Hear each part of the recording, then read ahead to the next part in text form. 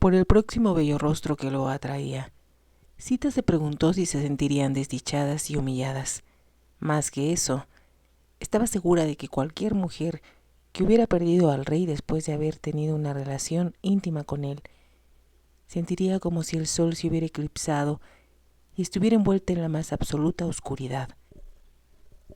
Fue una insinuación ultrajante, trató de decirse, pero sabía, por mucho que tratara de enfadarse con él, que el que juega con fuego tiene que quemarse. Jamás encontraría un hombre más atractivo y fascinante, pensó. Estar en su presencia agudizaba su imaginación y, al verlo, todo su cuerpo había vibrado misteriosamente.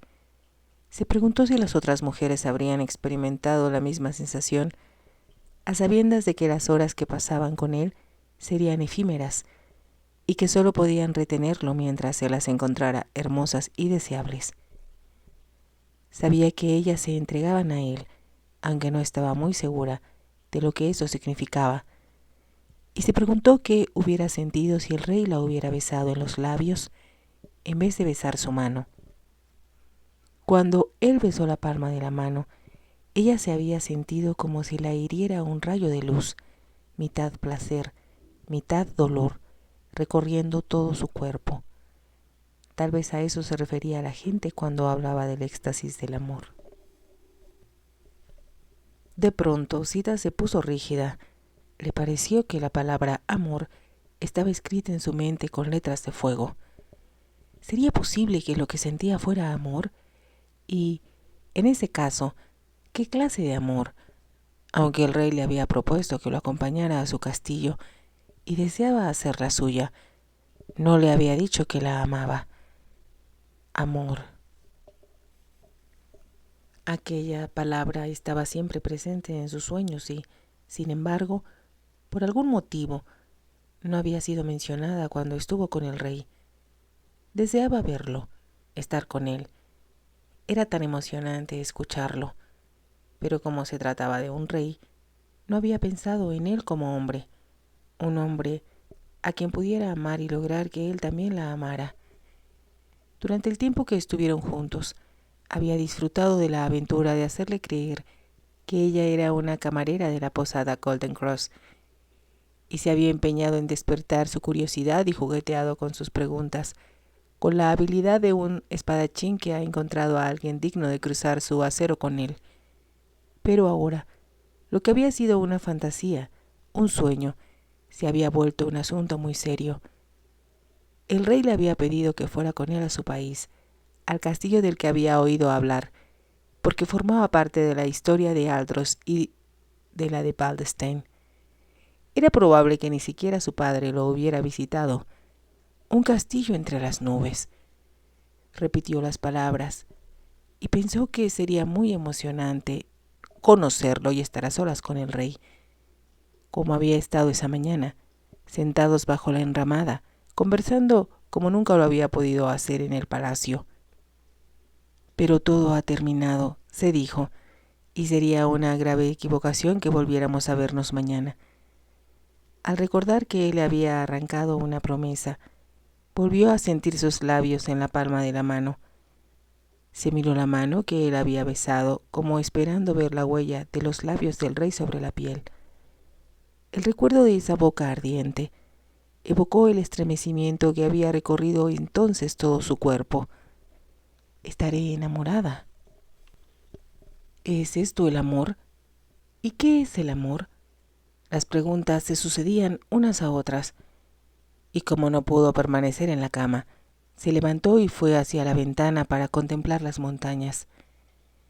Se preguntó qué sentiría al estar sola con el rey, mirando el paisaje de las montañas nevadas sobre sus cabezas y el verde valle de Baldstein a sus pies. Podía escuchar su voz que repetía: «Quiero que seas mía».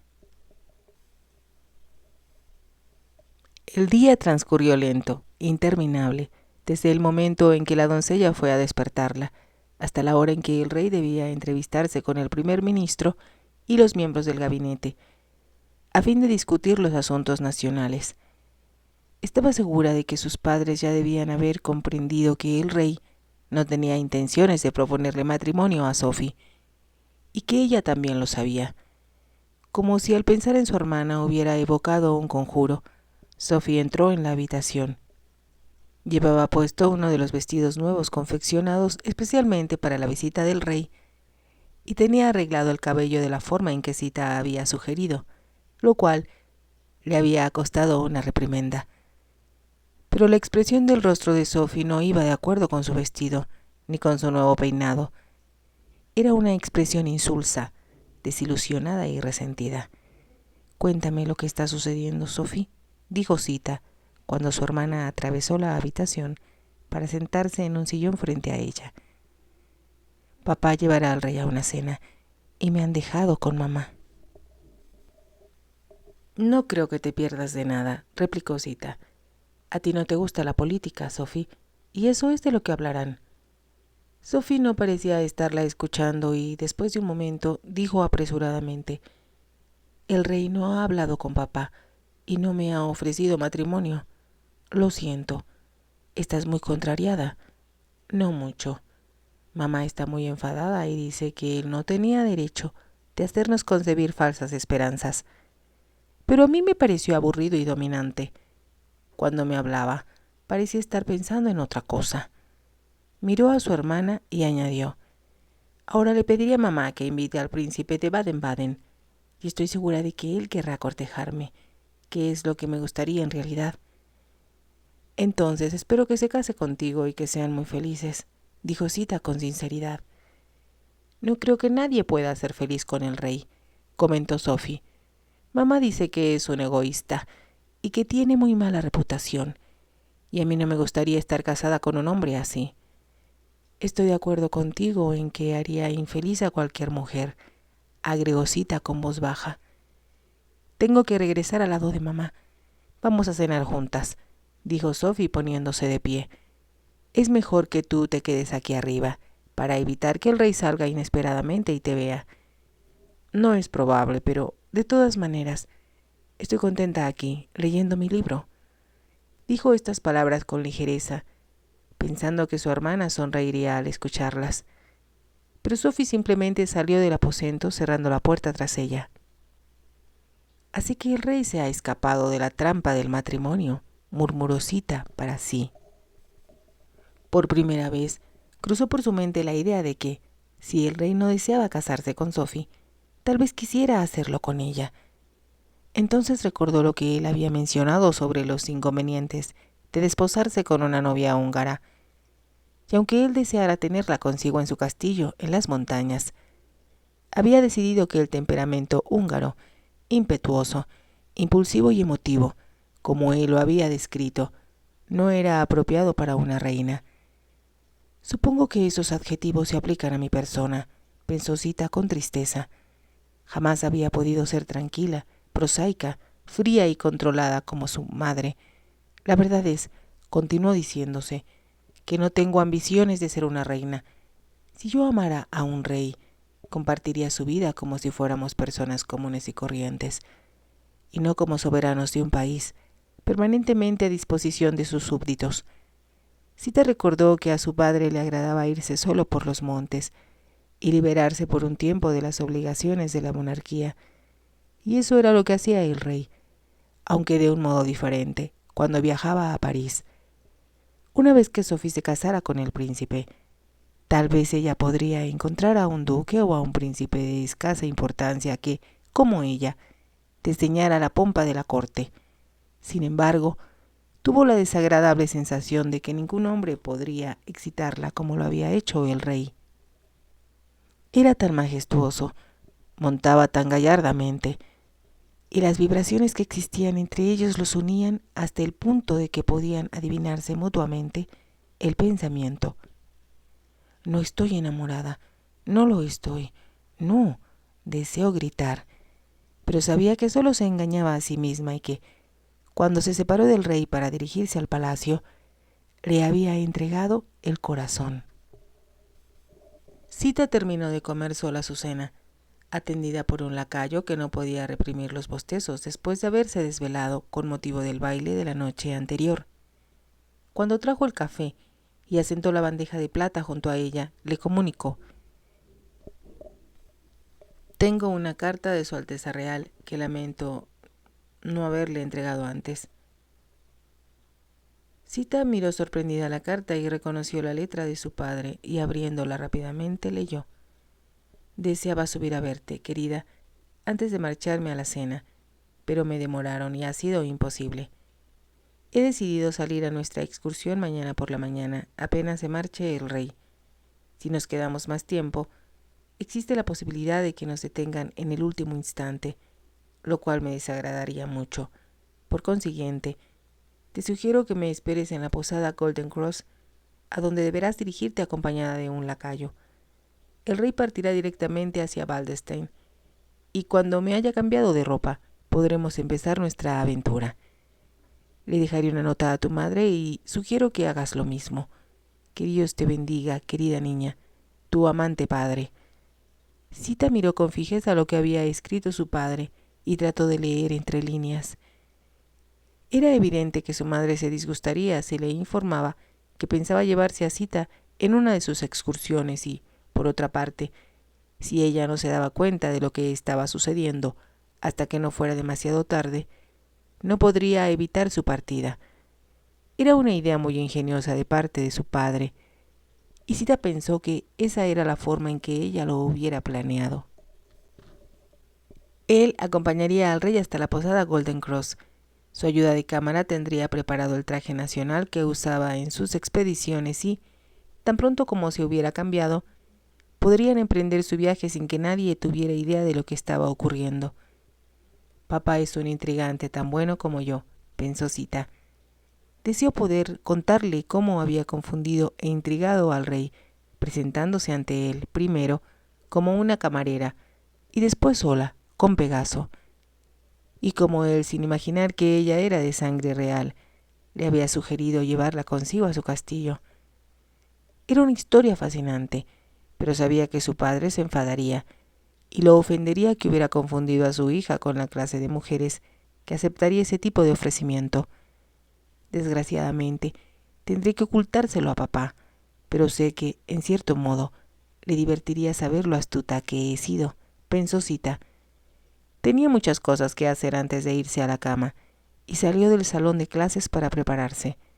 Cuando regresó al palacio el primer día que vio al rey, había guardado en un cajón bajo llave su vestido de aldeana. Lo sacó y descubrió que, al apresurarse a ponerse la ropa de montar, cuando el rey se alejó con su padre, había traído consigo el delantal con vuelo de encaje que Gretel le había prestado. «Tengo que devolverlo», pensó, y se dijo que le sería fácil hacerlo, porque dejaría la ropa de montar en la posada cuando regresara a la capital. Cuando salía de viaje con su padre hacia las montañas, Sita siempre usaba el vestido de aldeana, aun para montar a caballo. Era mucho más cómodo, porque no tenía que estarse cambiando de ropa, y así podía guardar en las alforjas del caballo todo lo que necesitaba. Ello se reducía a un camisón de dormir, 2 blusas limpias, ropa interior y los cepillos y demás objetos de tocador. Preparó todo lo que necesitaba, incluyendo las cintas para el pelo y varios pares de las medias blancas que le llegaban hasta las rodillas. Eran mucho más cómodas, lo mismo que los zapatos bajos con hebillas de plata, eran más confortables que las botas que usaba con la ropa de montar. Con su ropa de aldeana se sentía libre y sin restricciones, y la asociaba simbólicamente a sus sentimientos cuando estaba sola con su padre. Imaginándose que viajaban de incógnito, iban a lugares remotos y conocían gente mucho más divertida y felices que las que vivían en el palacio. Ahora sería imposible sacar a Pegaso temprano por la mañana para encontrarse con el rey. Al caballo le esperaba un largo día, y sería suficiente para él ir primero hasta la Golden Cross y después trotar durante varias horas. Aquella sería una excursión mucho más larga de lo acostumbrado si su padre pensaba ir, como le había confiado, hasta la montaña que se encontraba al final de la cordillera. Tal vez tendrían que pasar una noche en el camino, aunque no estaba muy segura de las distancias. Sita pensó que su padre debía haber escogido ese lugar porque, como nunca había estado allí, No conocería a nadie y había menos probabilidades de que lo reconocieran. Sabía que sería embarazoso para él encontrarse con sus amigas especiales, estando en compañía de su hija. Entonces recordó que, si su padre guardaba secretos, ella también, por lo que tendría que ser muy cuidadosa. Si él deseaba coquetear con alguna bonita posadera, como las que ella recordaba, Sita no interferiría en sus distracciones. Es la única diversión que tiene papá, se dijo, y aunque suponía que era una actitud reprobable, porque era un hombre casado, comprendía que a veces sentía el impulso de escapar de la rutina del palacio y de una esposa que le encontraba defectos a todo.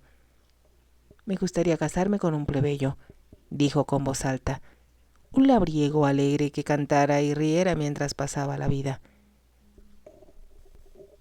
Pero también consideraba que tenía un cerebro muy activo para contentarse con un hombre ordinario, porque, cuando tenía oportunidad, le encantaba escuchar al primer ministro y a otros hombres de Estado, encontrando su charla muy interesante y educativa. Mientras terminaba de preparar su equipaje para el día siguiente, pensó que cualquier conversación con el rey sería una experiencia fascinante, relacionada, en cierta forma, con la emoción que había experimentado al sentir el roce de sus labios. Tal vez jamás volvería a sentir algo semejante.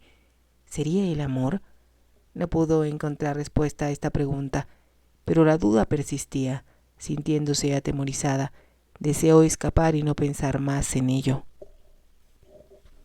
Al cabalgar con su padre al pie de las montañas, Sita esperaba sentirse más feliz que nunca, pero algo le impedía disfrutar, como hubiera querido, de esta aventura maravillosa. Todas las mañanas al despertar sentía como si tuviera una piedra en lugar de corazón.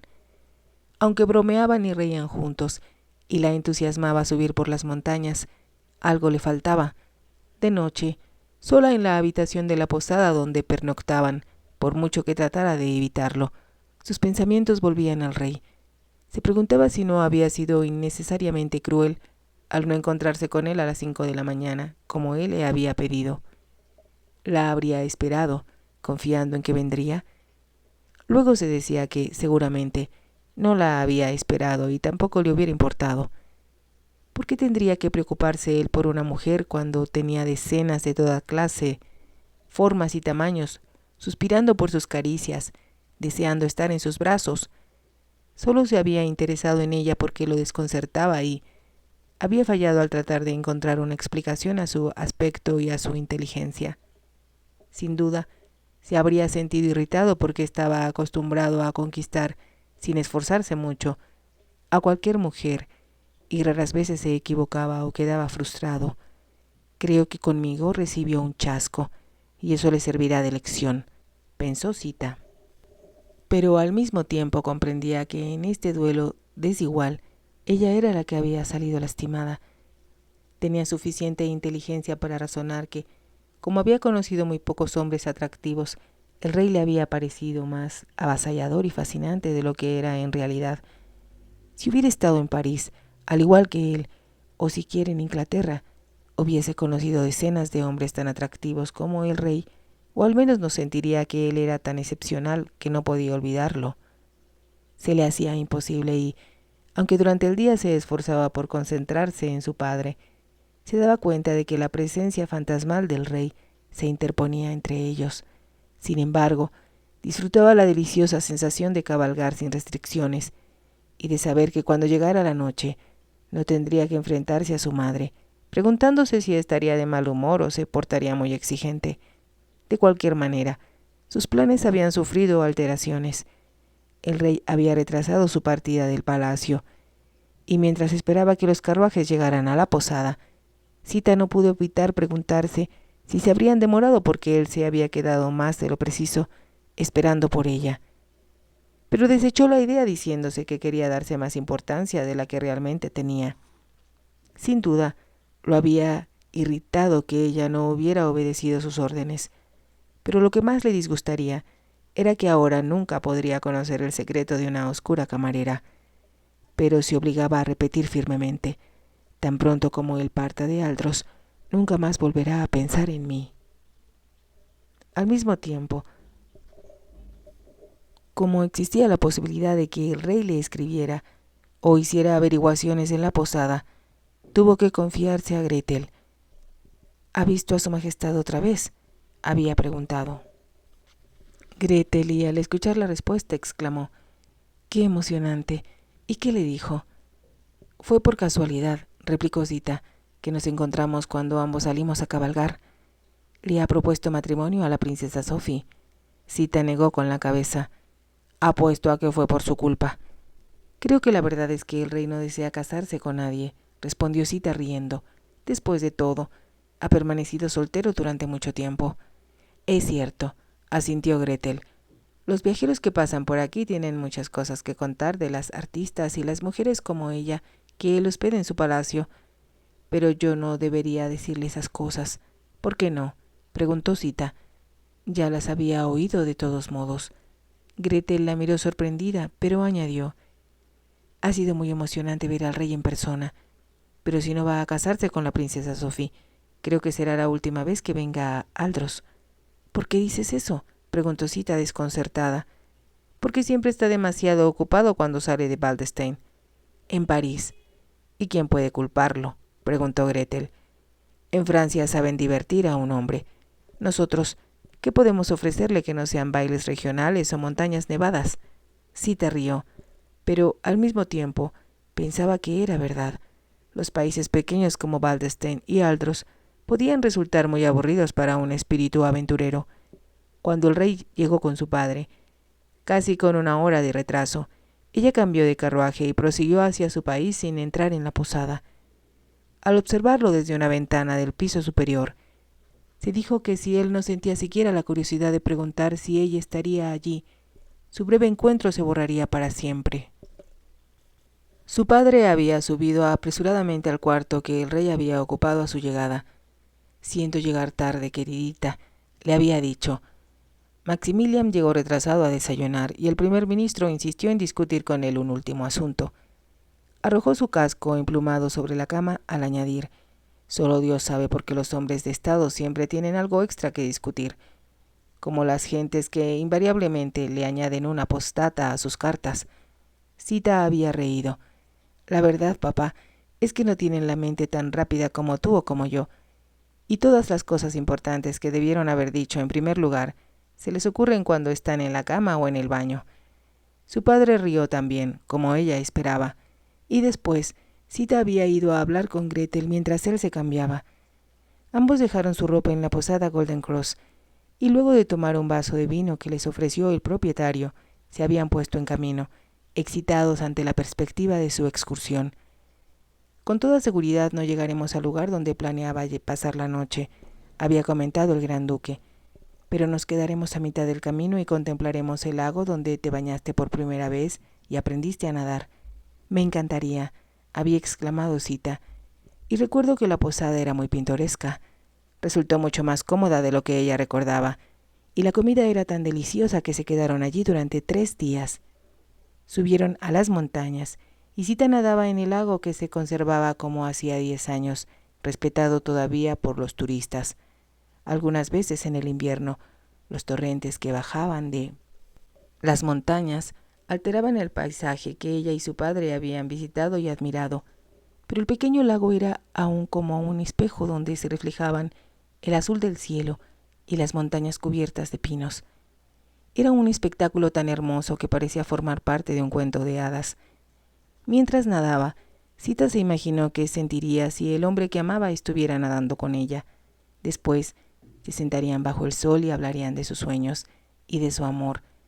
Trató de convencerse de que tenía todo lo que deseaba al estar con su padre. Además, era poco probable que encontrara un hombre de su mismo rango que no se horrorizaría ante la idea de que su esposa nadara en un lugar público, aunque no hubiera nadie para verla, excepto él. Soy muy afortunada de que papá sea tan poco convencional, se dijo. ¿Y cómo puedo ser tan ingrata al querer a alguien más que a él? Se portó muy atenta y afectuosa con su padre, porque eso lo hacía feliz y disfrutaban más del paseo. Estas son las primeras vacaciones que he tenido en mucho tiempo, le dijo. Eso es lo que te parece a ti, le dijo Sita en broma, pero sé que el año pasado desapareciste durante una semana, y mamá estaba tan malhumorada que todos los sirvientes del palacio empezaron a pensar en renunciar a su trabajo. Lo recuerdo ahora, contestó el gran duque, pero aún me parece que hace mucho tiempo que no me sentía tan libre. Lo disfrutaremos lo más posible, prometió Sita. Al día siguiente habían partido temprano y almorzaron en un chalet, donde dormían los alpinistas que escalaban esa montaña y que también suministraba comida sencilla a algunos viajeros. Había allí 2 hombres que iban a intentar escalar el pico de la montaña que se levantaba junto a ellos. Su padre les habló y aceptaron su consejo respetuosamente, aunque Sita estaba segura de que no lo habían reconocido. Cuando el sol estaba todavía muy alto en el cielo, se pusieron nuevamente en camino y el gran duque les señaló una montaña que parecía más alta que el resto, donde las nieves del invierno no solo habían cubierto sus picos, sino que bajaban hasta las áridas rocas de sus laderas. Parece muy alta, papá. Lo es, asintió el gran duque.